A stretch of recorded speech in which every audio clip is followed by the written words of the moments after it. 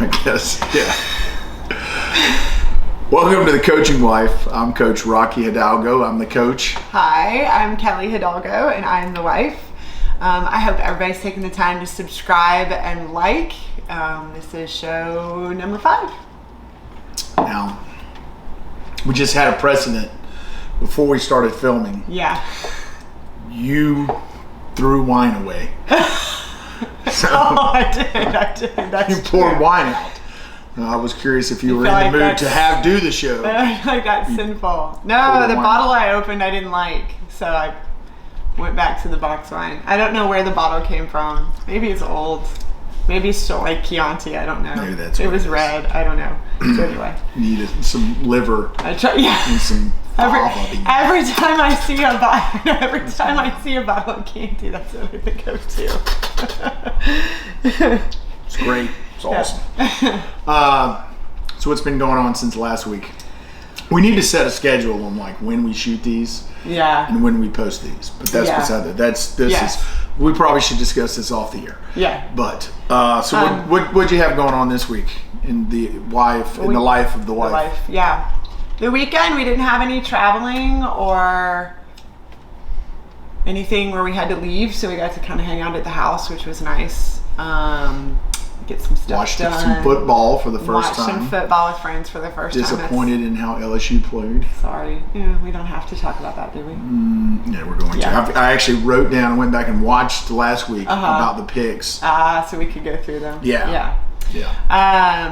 This week, just 2 football games. 2 little Hidalgo games. Yeah. That's about it. Normal busy week. Normal busy week. Normal busy week for us. Yep. It is what it is. All right, so I got an email from the Menorcan Mullet. All right, now the Menorcan Mullet asked for you to tell a story about how we met. He did. So we were talking about. So you want my version and your version? Or you tell your version, and then I'll tell the real version. Okay, so I'm going to preface this with, everyone says there's 2 stories to everything, and the truth lies somewhere in the middle. The truth and the wrong one. That's not right. The truth will be with my story, but that's okay. We met in college, and I was a freshman. Rocky was sort of a sophomore. We met in the training room. Tell them the story about the orthotron. And I was trying to tell if I wanted to tell that story. So we ran in the same circle of friends. A lot of volleyball players and football players hung out together. I was an athletic trainer. That was my work study. And Rocky was a football player who had recently had an ACL tear. So I worked with a lot of his rehab in the training room, and in true fashion, he decided to play a nice little joke on me. So the orthotron machine is supposed to be, this has been so long ago, you lifting, me not doing the work so much. Yeah. Eccentric, but not concentric. Yeah, don't use the big whatever. terms. Hard when you pull down, easy when you pull up. Right. Well, he switched it. So I'm sweating and working my tail off lifting because I know he's not supposed to lift too much, and he had changed everybody's laughing. The joke was went on for about 25, 30 minutes. It did. It was awesome. And you still wanted to marry. And the trainer just watched and laughed. The head trainer, Glenn Schwab. Thank you very much. But we were friends for a couple years before we decided that we were going to be more than friends. So yes, I still decided. That is pretty accurate. I tell her, and this is true, I knew I was going to marry her the first time I saw her. But you were dating a goober at the time. I don't think I was dating anybody when I came in. Anyway, that was you. No, you were dating somebody. I was dating somebody too, but you were going out with a guy who was a goob. Yeah. He says that. I don't know. I'm not going to name names. I think maybe he thinks that. Maybe in hindsight he thinks. Maybe so. Yeah. Anyway, it is what it is. Great. That's a great beginning. An orthotron machine. So speaking of marriage. I had you prepped you for the show. Right. I had you watch the Urban Meyer video. That was my prep. This is true. So people who haven't seen this at home, Urban Meyer, head coach of the Jaguars, former head coach of Ohio State, Florida. Video of him, of a young, attractive woman grinding on him, and another video. I won't go into details there because this is a PG-13 show. What do you think? People have seen it. No. Yeah. If you haven't seen it, they're looking it up right now. If you know, you know. It's awesome to go watch because it is. I'm not sure I would use the word awesome. Well, if you're not Urban Meyer or his family, well, maybe not. Yeah, or Jackson Jaguar. I feel bad. I almost feel bad talking about it, but no. So we're going to talk about it because it's.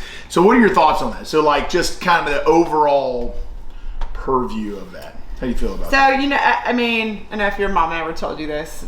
You always live your life like someone's watching. Well, now, in this day and age, someone is always watching.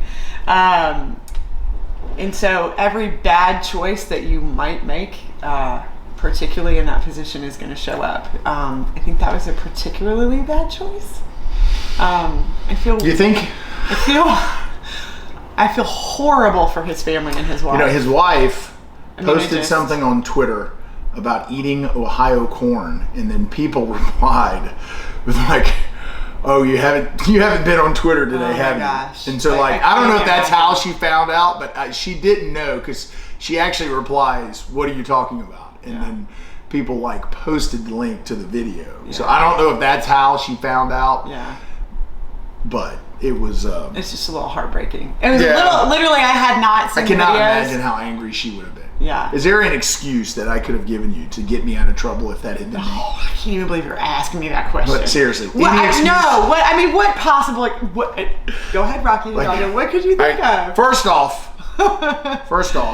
I would deny it. I would just be like, admit nothing, deny everything, make carry. No, that's not me. That's not me, and that's not my hand. I had a prosthetic hand on that day. Something about that. I don't know. Good excuse about trying, there's a new life-saving procedures. CPR. They were showing us new CPR. Oh my gosh. Nothing. There's nothing. That's and it's just so bad. I mean, I keep trying to think what would I do? And this. I may tape another note to you. I'm just kidding. This is the most interesting thing for me about all this. So this guy, he's about to, he's probably going to get fired from the Jacksonville Jaguars. And sports prognosticators are out there trying to predict at what college football job he's going to land. They're like, he'll be perfect for USC or LSU, and there was another one that his name. They're pretty. But he's not good enough there, so he's going to be fired from there. But it's how does that logic work? I think that's the interesting thing in some ways about sports is that people are just so willing to flush, all of your detractions, everything, all of your character flaws, or many of your character flaws, they just look past and they'll just go, hey, you can help us win football games. I mean, it's kind of goes back to the Deshaun Watson thing, with the Texans, and there are 22 or 23 women that have accused him of assault, and still playing. However, I know it's not. I don't think they're criminal charges. Yeah. But it is just kind of one of those things that's really uncomfortable, especially as a high school coach where you push character with your kids and making good decisions and those type of things. And then, they get, kids get it big time college football or big, it's I don't want to say you see more of that, the bigger the level, but people, the bigger the level, the more money that's involved, the more people are willing to kind of look past an individual's faults. Well, it makes you think of a lot. It kind of made me think of a lot of things as a head coach's wife. One, putting myself in the head coach's wife's position. I mean, it's just humiliating. Yeah. And second, I realize people make mistakes. And before we did all this video stuff, would anybody know that would be a rumor and between him and his wife, whatever, but that's not the way things are now. And now everybody knows, and there's this thread of one of the reasons that I love you so much and respect you so much is that besides I enjoy being with you and you make me laugh, is your integrity. And it just feel like people's integrity should be respected. And there's so many examples that get out there in the media of when people aren't, you know, the Rush Probst thing and this, where just throw Rush under the bus. Where you just like, why are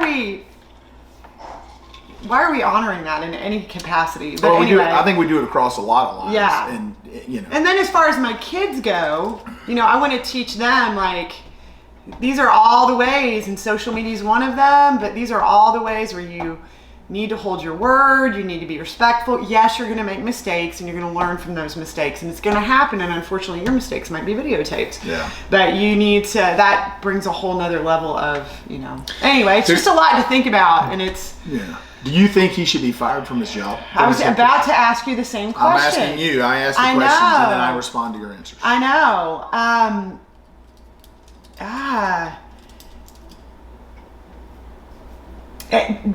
That's a hard thing for me to answer. Do I think what he did is horrendous and unethical? Absolutely. It's immoral, but unethical with his job. That's no, but what I was about to say is that whole situation, like, he wasn't at a football game, he wasn't coaching, it was a whole separate issue. Like, that's his family life, and then that's his work life. So I kind of hate to say this, I don't know that he should. I think there has to be some separation from your job and your personal life in some ways. Now, so long as it's not criminal behavior, and you're not doing things, you know, at work. You know, in which case that encroaches. I mean, it's like the Tiger Woods thing. I mean, you know, Tiger Woods made this big apology. He apologized to everybody. You know, I'm not sure Tiger Woods needed to do that. He should have apologized to his wife. You know what I mean? And you know, whether Tiger Woods has an affair on his wife, that's between Tiger Woods and his wife, and Urban Meyer and his wife. You know, I don't. In some ways, I really don't care. Now he is the face of the franchise, and the ownership and leadership have to determine if they want that guy to continue on and carry on. You know, the interesting thing is, like in athletics, we put so much weight on those things. Guys get fired because of that stuff. But you know, when we think of other areas, we don't stop buying musicians' records or going to movies when actors. I mean, actors, you know, change spouses and cheat on their husbands and wives. All right, we had a momentary snafu there. So welcome back to the coaching life. So the next question: have you been following the Brian Laundrie ordeal down in Florida? Yeah, super sad. But did they find him? I don't think they found him yet. But they have. You know, Dog the Bounty Hunter is down there. I saw that. So he'll get him. So you're taking Dog the Bounty Hunter over the FBI. Yes. Yeah. That's the way to go. I am so rooting. I am so hoping Dog the Bounty Hunter brings that guy in, drags him in. You know, Dog the Bounty, you know, he's not real tall. Have you ever, you know? I've seen pictures like in reference to. He's like 5'7". Yeah. He's like the roughest looking human being on the. Look like somebody. I guess you have to be that way when you do. Try to put his makeup on with a potato masher. I mean, he's like rough looking, and I'm looking. You know, I'm no Brad Pitt. But I'm no Dog the Bounty Hunter either. Thank God. But evidently. He's got a couple of big Hawaiian guys down there with him, hopefully. And you think he did it? Do I think he did it? Yeah. Yes, he did it. He did. How do you either you did it or you came back not really caring that I shouldn't come back. Either one, the relationship's over. Yeah. I mean, you don't like. God, I mean, I'm sure he was in a panic. You know, but. I mean, come on! Like, try to fake the FBI out. Be like, yes, I'm out. I'm looking for her in the woods. Stay and look her. You give it a week at least. I don't know how. Whenever you have to stay until they call off the search. Look for me forever, baby. Depends on what home improvement project you have on. But you have to stay. I don't know what the time frame is on search and rescue. But it's not come right back. Yeah, but you got. I think at least. To cover your ass, you've got to stay there at least 3 days past when they call. And you don't even actually have to go out and search. You just have to pretend to be searching on your own. and then every now and then post it on social media how you're still looking. That's what OJ did. OJ was like, I'm looking for the killers. Yeah. Before social media. And he fooled everybody. Yeah. Nobody thinks OJ did it. All right. So, my last question. I know this is tough because I am virtually perfect, but if you could change one thing about me, what would it be? That you wouldn't think you're virtually perfect. No. It's not that there's a lot. That's just, we've been together. It's okay. There can be. We've been together. I'm okay being flawed. Some of the best things in the world are flawed. Yeah. Probably. Is there something about me? You go first. Lots of things. You want the physical things, the mental things, emotional stuff? No, and I think I've gone over this before. It would be awesome if you would choose to discuss home projects with me at 11:30 at night. That would be awesome. Easy. That would be awesome. Or not at all. Like on Saturday morning. That's really what you want. Saturday morning when you're like, when I find you like sipping a cup of coffee and looking at the porch, staring at everything. Not good. You don't like that. I try to sneak out the back door because I know this is going to be work for me. Maybe instead of that you could just, or I'm going to let you down completely by not doing things like, example, has anyone noticed that I just leave things to be done, things on the steps to be taken up? I'm progressively trying to get a little bit more disgusting about it and like leave like dog pees just to see if anybody cleans it up. Dog pee? Yeah. What now? There's in the basement. See, you haven't noticed, have you? You walk down there every day. Don't tell this story. I'm editing that out. I'm just telling you right now, I just assume you wanted that stuff there. Oh, you did. That's how. Is that how you feel about the custodians in your football Thought you were organizing the house that way. And you're like, these shoes can go here. So I have to be more obvious. I'll be honest. I'm a guy, so I don't think that way.